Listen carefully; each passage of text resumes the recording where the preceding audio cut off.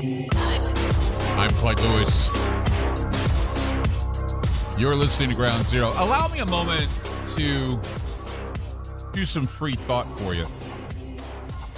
I do that all the time anyway, but I'm just saying that, a lot of the time when I talk about this stuff, I talk about propaganda and I talk about ponerism and I talk about parapolitical measures and moves that certainly get my attention.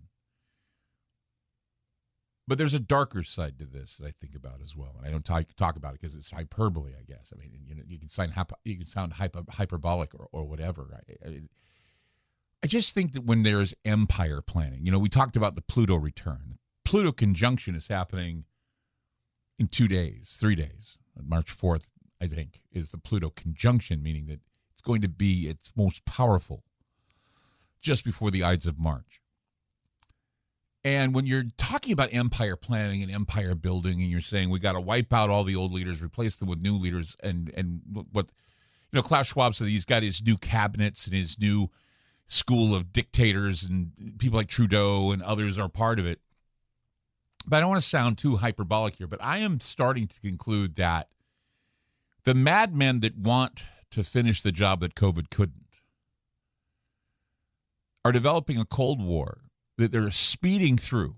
Okay, they want to almost like push this Cold War into the stage of being on steroids here, because they want us to itch and beg and demand that we drop nuclear bombs either in Ukraine or some other part of the globe to send a message.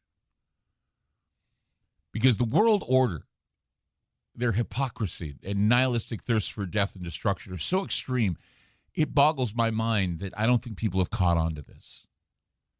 They accused Russia of starting a new Cold War when they did so decades ago and have been pushing the envelope ever since. Now they act shocked that Russia, after many years of patience, has struck back at Ukraine.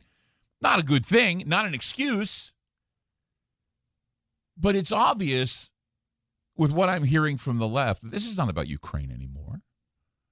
This is about Putin and Trump and how the former president is responsible for this mess. And I always shake my head and wonder, is it really all this easy? Most wars aren't, but there seems to be no end to convincing the peasants that they must fight for the billionaires. Because that's what it's all about, either Bill Gates or Soros or Bezos. Or it's a war for the billionaires. Even Elon Musk said that he would help Ukraine with Starlink. I mean, this is... It seems counterintuitive and totally irrational that these people would be planning to use some type of nuclear weapon in this current situation. But reading the headlines and hearing what's being said, I'm not so sure. I mean, the U.S. government can orchestrate a coup in Kiev in 2014, where ordinary people also had, as they always do, legitimate grievances, and then erase that from history almost entirely within 8 years. We're forgetting about the coup of 2014. Many people do. You bring it up, they say, well, it's no excuse. Well, you're right. It's no excuse. But it happened, right?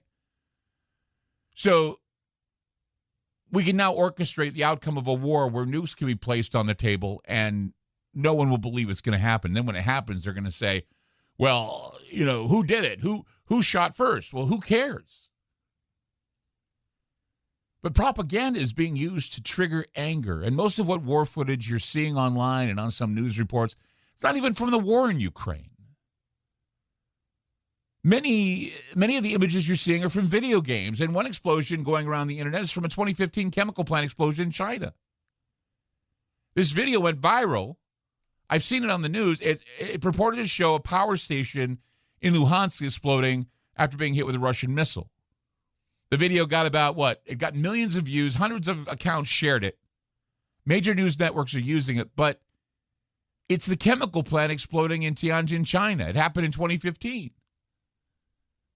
The various scams that are being used to raise money on TikTok, YouTube, and other platforms for fake charities, they're using these images in order to get people's sympathy.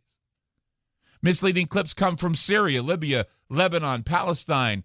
They're all going viral. And it's sort of a strange irony that so many of these clips are prompting some sort of outrage because, the ones that are angry are the liberals, and all of these pictures are coming from wars their government started. Isn't that kind of ironic? There have been pictures of Ukrainian soldiers with cardboard rifles being shown. I don't understand that. Many of the beauty queens from Ukraine that have taken up arms have been staged as well. All those pictures of the beauty queens with guns, they were staged. Twitter is dotted with people sharing photos of the president, Zelensky, in combat fatigues, comparing him favorably to Trump and Trudeau, and asking what other leaders would fight alongside their troops. But the problem is that photo is a year old. It was shot back in April. Most of the stuff you're seeing, unless it's live on CNN or on MSNBC, anything on the internet, from what I gather, most of the stuff you're seeing is fake. Doesn't mean the war's fake. It just means that they're using fake footage. And there are tons of other fakes out there, not to mention fakes of fakes designed to discredit doubters, just spread chaos. That's all they want to do. It's like the fake people in the subway throwing up in China from COVID. It's a timely reminder that propaganda is at its most potent at times where the news is moving fast and people are feeling emotional about such things. When in the midst of psychological warfare, the best way to identify it is when you see something designed to provoke an emotional reaction to push the prevailing agenda. Don't let it do that to you. Never get swept along in the narrative. Always hold yourself back. Keep calm. Ask rational questions. Use discernment. Analyze everything and try to figure out what reaction they're demanding from you. I mean, it's always best to err on the side of caution, especially when you post things online. Withhold belief and demand facts. Bottom line here. I mean, what's the old saying? I think it was Mencken who said it. He said, never believe anything you hear and only half of what you see. I guess right now it's important to think that.